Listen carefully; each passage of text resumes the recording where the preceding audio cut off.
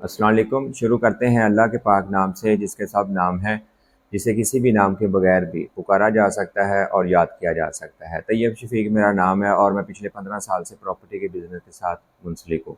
आज की जो वीडियो बनाने का मेरा मकसद ये है कि जो लोग अपना घर या प्लॉट या अपना पोर्शन किराए पे देते हैं, तो वो किराए पे देते वक़्त उनको क्या-क्या, किन-किन बातों का ख़्याल रखना चाहिए ताकि वो कल आने वाले वक़्त में किराएदारी की जो मसले मसाइल हैं उनसे वो बच सकें। अब मैं आपको एक अपना ही एक्सपीरियंस शेयर करता हूँ कि हमने आज से कोई 2 साल पहले जी ब्लॉक में ना एक 10 मरले का घर था हमारी सोसाइटी में, जहाँ पर मैं काम कर रहा हूँ। तो 10 मरले का पोर्शन था, अपर फ्लोर, नीचे ओनर रह रहे थे, ऊपर वाला पोर्शन किराए पे वो देना चाह रहे थे। तो हमारे पास एक क्लाइंट आए तो हमने उनको वो घर विज़िट करवाया। खैर घर पसंद आ गया और हमने उनको वो किराए पे ले दिया। बज़ाहिर तो वो किराएदार भी इंतहाई शरीफ थे, लग रहे थे, और दूसरा जो ओनर था वो भी इंतहाई शरीफ आदमी था। जब हमने उनको घर ले दिया, वो वहाँ पर रहना स्टार्ट हो गए हैं, तो 7 दिनों बाद ही वहाँ पर रात के टाइम पुलिस की रेड हो गई। जब वहाँ पे पुलिस की रेड हुई है तो वो पुलिस ने 2 दरवाजे भी उनके तोड़ दिए। तोड़ के जब अंदर गए उनको पकड़ के वो ले गए, पुलिस फैमिली को सारों को गिरफ्तार करके ले गई। तो बाद में ये पता चला है कि वो जिस एरिया से यहाँ शिफ्ट हो गए थे, वो काड़ा वाली साइड पर, गैम्बर वाली साइड से, वो कहीं से मेरा ख्याल वहाँ से आए थे। तो वहाँ पर उनका किसी मर्डर के पर्चे में उनका नामज़द नाम था वहाँ पर, बाई नेम उनका पर्चा, उसमें उस पर्चे, मर्डर के पर्चे में उनका नाम था। तो वो यहाँ पर आके मफरूरी काटने के चक्कर में थे कि वहाँ से हम बचें। जब मुखबरी हुई वह यहाँ से पकड़े गए। अब जो ऑनर था वो भी इंतहाई शरीफ था, जो जो किराएदार थे वो भी बज़ाहिर शरीफ आदमी लग रहे थे, लेकिन वो ये कहते हैं कि हमारा नाम मतलब बेगुनाह है, हमारा नाम गलती से डल गया या हमारा तो इसमें कोई जुर्म नहीं है। लेकिन उसका नुकसान ये हुआ कि वो 2 दरवाजे भी तोड़ के चले गए। उसके बाद ये हुआ कि जब वो 15 दिनों बाद उन्हीं के रिलेटिव्स में से कोई आए और वो मालिक को कहते हैं ये कि आप हमारी सिक्योरिटी जो आपने हमारे से ली वो वापस कर दें, प्लस जो आपने हमारे से एडवांस लिया वो हमारा वापस रिटर्न कर दें। ऑनर ने वो सारे पैसे रिटर्न कर दिए, इवन के जो 2 दरवाजे उनके टूटे थे प्लाई के ऊपर वाले, वो भी उसने नहीं उनसे चार्ज किए, ये इस बात से डरते हुए कि इनका मर्डर के मामलात में इनके नाम है, तो ये ना हो कल कला मेरे लिए कोई प्रॉब्लम ना बन जाए। और उसने उनके सारे पैसे वापस दे दिए। उसके बाद उसने वो दरवाजे भी अपने पैसों से ठीक करवाए। और अब वो ऑनर की उसके बाद ये राय हुई कि मैंने आइंदा के बाद अपनी ज़िंदगी में, जब तक मेरी ज़िंदगी है, मैंने आज तक अपना पोर्शन किराए पे नहीं देना। तो एक आदमी के बैड एक्सपीरियंस की वजह से वो देखेंगे उसका सारी ज़िंदगी का जो एक ट्रैक था वो चेंज हो गया। तो इस वजह से बाज़ औक़ात किराएदार ऐसे ऐसे मिल जाते हैं कि आपका इस काम के ऊपर आपका बिलीव ही उठ जाता है, आपका ट्रस्ट उठ जाता है। आप कहते हैं कि नहीं, किराएदार वाला काम ही नहीं ठीक। अब आप अगर जब आपकी प्रॉपर्टी और आप किराए पे देना ही चाह रहे हैं, आपकी मजबूरी है या आपकी एक रीज़न है या आपकी एक extra extra source of income का एक ज़रिया, और आपने वो प्रॉपर्टी दी। पाकिस्तान में आधी से ज़्यादा प्रॉपर्टीज तो रेंट पे हैं। सारे किराएदार भी गंदे नहीं होते, सारे मालिक मकान भी गंदे नहीं होते। तो उसका ये तरीकाकार है, या आप ये करें एहतियाती तदाबीर कि जब भी आप अपना पोर्शन या घर रेंट पे दें, चाबी देने से पहले या उनको पोजेशन हैंड ओवर उनके करने से पहले आपने क्या करना है, जब आपका एग्रीमेंट हो जाए, आप उनको जो उस घर की कीज़ हैं वो आपने उनके हैंड ओवर नहीं करनी। आपने क्या करना है कि अपने एरिए के जो मुकामी आपका एरिया में थाना है वहाँ पर आपने उनको साथ लेके जाना है जिसके नाम का एग्रीमेंट हुआ है। बाज़ का लोग यहाँ पर एक गलती कर लेते हैं कि फादर के नाम, उन्होंने फादर को दे के घर दे दिया लेकिन एग्रीमेंट बेटे के नाम पे कर लिया। ये भी नहीं करना आपने। जिसके नाम, जिसको आप घर देख रहे हैं, जिसकी शख्सियत से मुतासर होकर आपने उसको घर दिया है कि आपको लगता है कि ये बंदा रीजनेबल है, उसी के नाम पे आपने अगर एग्रीमेंट किया तो उसी को साथ लेके जाएं। अब होता है ये, जब आप थाने में लेके जाते हैं उसको पोजेशन हैंड ओवर करने से पहले, तो जब थाने में उसकी वेरिफिकेशन होती है तो वो बायोमेट्रिक होती है। बायोमेट्रिक में ये होता है कि अगर उस बंदे का किसी भी एरिया में, पूरे मुल्क में, पूरे पाकिस्तान में कहीं पे भी वो किसी भी पर्चे में या किसी भी नेगेटिव एक्टिविटीज़ में अगर वो इन्वॉल्व है, तो वो पुलिस के पास ऑनलाइन उसका रिकॉर्ड आ जाता है। क्योंकि आईडी कार्ड नंबर अब क्या किया हुआ है कि अगर एक बंदा पेशावर में है और उसके ऊपर कोई पर्चा है, तो अब पहले ये होता था कि वो पेशावर से लाहौर आ जाता था और लाहौर में 20-20 साल बैठा रहता था।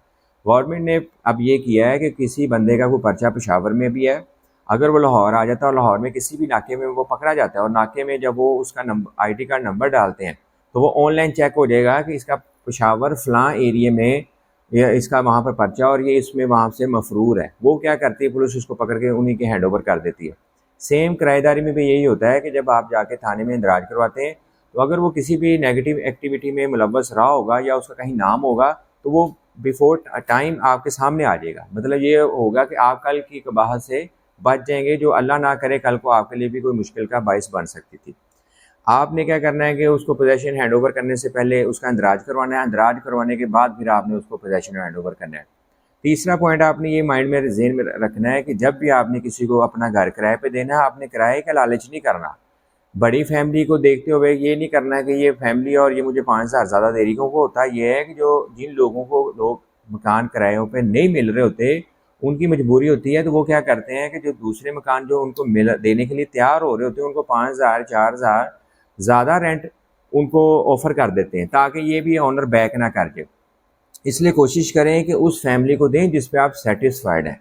रेंट अगर 4,000 रुपये आपको फैमिली कम दे रही है और आप उस पर सेटिस्फाइड है 100%, और एक फैमिली आपको रेंट 5,000 ज़्यादा दे रही है या 4,000 ज़्यादा दे रही है, लेकिन आप उस पर डाउट में हैं, तो आप क्या करें कि जहाँ पर आप डाउटफुल है वो उस पार्टी को घर ना दें। 4,000 रुपये जो आज आप कम वसूल करेंगे, वो कल को आपको 4,000 प्रॉब्लम से बचा लेगा। यहाँ पर जो आप किसी गलत बंदे को घर देने के बाद 5,000 जो पर मंथ अजाफी लेंगे, साल बाद 2 साल बाद आप किसी ऐसी मुश्किल में वो आपको फंसा देगा या आप फंसेंगे कि आप वहाँ से निकलते वक्त उस जितने पैसे आपने उनसे एक्स्ट्रा चार्ज किए हैं उससे डबल दे के भी आपकी जान नहीं छूटेगी।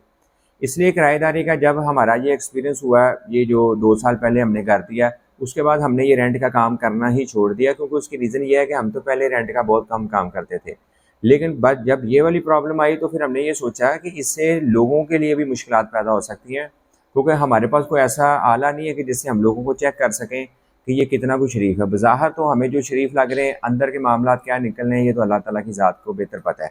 इसलिए आप अगर अपनी प्रॉपर्टी को किराए पे देना चाह रहे हैं तो इन सारी चीज़ों को मद्देनज़र रखते हुए फिर रेंट पे दें। तो अब चौथा पॉइंट ये मैंने आपसे डिस्कस करना था कि किसी भी किराएदार को के पैसे अपनी प्रॉपर्टी पे इन्वेस्ट ना करवाएं। आपका घर है, उस पर कोई मीटर लगना है, आप कहते हैं ये ठीक है, आप रह रहे हैं, आप अपना आप मीटर लगवा लें, या घर में कोई टूट फूट होगी तो आप कहते हैं ये ठीक है, ये आप अपनी टूटियाँ चेंज करवा लें। आप अपने पैसों से वहाँ काम करवा के दें, क्योंकि होता ये है कि जो आज किराएदार वहाँ रह रहा है वो किसी मजबूरी की वजह से वहाँ पर तब पैसे तो लगा देगा, क्योंकि तब वो वहाँ पर रह रहा है और उसकी मजबूरी है कि वो घर शिफ्ट नहीं करना चाह रहा। लेकिन जब वो कल को खाली करेगा ना, तो खाली करते वो फिर वो आपसे उन पैसों की डिमांड करेगा, नहीं तो वो आपके लिए खाली करना मसला पैदा कर देगा, वो आपको खाली नहीं करके देगा, या वहाँ पर कोई ऐसी कॉम्प्लिकेशन पैदा कर देगा कि वो आपके लिए बहुत ज़्यादा तब आपको नज़र नहीं आ रही होगी। लेकिन जब क्योंकि वो सारी चीज़ों को नोट करता जा रहा है कि मैंने इस घर में ये करवाया, मैंने इसमें ये करवाया, मैंने ये करवाया, जो उसने 100 रुपये का काम करवाया होगा वो कल को आपसे 1,000 रुपये चार्ज करेगा और आपको वो 1,000 देना पड़ेगा। उसका सबसे बेस्ट तरीका ये है कि जब भी आपकी अपनी प्रॉपर्टी है, घर है, मकान है, दुकान है या आपका कोई प्लॉट है, उसके ऊपर आप किसी भी किराएदार से पैसे ना लगवाएं, आप अपनी जेब से पैसे लगवाएं और उसको किराएदारी में कटवा दें। लेट्स सपोज आपके घर के ऊपर 50,000 रुपये लगना था, तो आप उसको ना कहेंगे वो 50,000 रुपये लगाए, आप क्या करें कि उससे 50,000 रुपये एडवांस पकड़ लें रेंट पे। अब आपका घर का किराया 25,000 रुपये डिसाइड हुआ है, तो आप उसको कहें 2 माह का किराया पकड़ें, 50,000 रुपये अपने हाथों से लगाएं। उसके बाद आप क्या करें कि उसको 2 माह उससे किराया ही ना वसूल करें।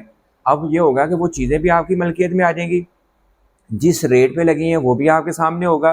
तीसरा, कल कलां वो आपसे कोई डिमांड नहीं कर सकेगा। इसी सिलसिले में मैं आपको अपना एक और एक्सपीरियंस शेयर करता हूँ कि आज से कोई कुछ अर्सा पहले, को 8-10 साल पहले हमारा एक गोदाम था, हमने वो रेंट पे दे दिया।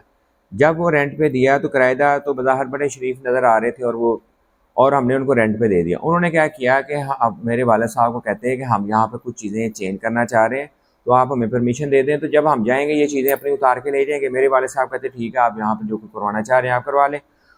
उन्होंने क्या किया कि उस टाइम पर 50,000 रुपये लगा के, आज से कोई 14-15 साल या 16 साल पहले, उन्होंने क्या किया कि 50,000 रुपये का छोटा मोटा जो काम था उस गोदाम में वो उन्होंने करवा लिया।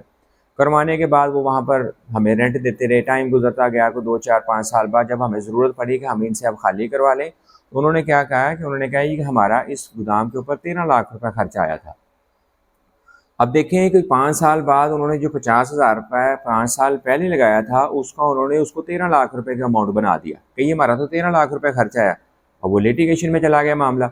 अब वो क्या कह रहे थे कि ठीक है, हम आपका गोदाम खाली कर देते हैं, हमने कब्जा थोड़ी किया है, लेकिन ये है कि हम जो है आपसे 13 लाख रुपये आप हमें दे दें और हम आपका गोदाम खाली कर देते हैं। करते कराते ये हुआ है, फिर पंचायतें बैठी, लोग हम भी वहाँ पर गए, सारी बातचीत उनसे की। करते कराते हुआ ये है कि वो हमें 13 लाख रुपए का जो उन्होंने बिल बनाया हुआ था, जो जबकि ओरिजिनल में तब 50,000 रुपये लगा था, वो 5 लाख रुपया डिसाइड हुआ क्योंकि अब ये था कि अगर हम इसको मज़ीद लेंथी करते तो वो तो कब्ज़े की तरफ जा रहे थे कि हमने तो इसको खाली नहीं करना। अब हमें ये फीलिंग आने स्टार्ट हो गई वालिद साहब को भी कि बजाय हम अदालतों कचहरियों के चक्कर लगाएं, किसी लड़ाई झगड़े में पड़ें और अपनी ज़िंदगियों का नुकसान अपनियों को भी पहुँचाएँ और उनको पहुँचाते हैं। अगर उनकी ज़िंदगी को कोई नुकसान पहुँचाते हैं तब भी वो रिटर्न होकर हमारे पास ही आएगा। हमारी ज़िंदगी को कोई नुकसान पहुँचता है तो वो तो डेफिनेटली फिर हमारा ही नुकसान है। इसलिए फिर वो हुआ ये कि 5 लाख रुपए डिसाइड हुआ। डिसाइड होने के बाद फिर उनको 5 लाख रुपए दिया और फिर उनसे हमने अपना गोदाम खाली करवाया और इस सारे ड्यूरेशन के ऊपर 1 साल भी लग गया। तो बताने का मकसद आपको ये है कि कभी भी अपनी प्रॉपर्टी के ऊपर किसी किराएदार के पैसे ना लगवाएं। तब आपको वक्ती लालच नज़र आ रहा होता है कि ये पैसे लगा रहा हूँ, मेरा जब दिल करेगा मैं इसे खाली करवा लूँगा, लेकिन इस तरह हकीकत में नहीं होता। क्योंकि जब किराएदार कोई भी घर में आके रहता है, मैंने ये अपने एक्सपीरियंस में देखा है, तो उनका लेते वक्त रवैया और होता है, लेकिन जैसे ही वो रह के जब खाली करने की बारी आती है तो वो एकदम अपने रवैया चेंज कर लेते हैं।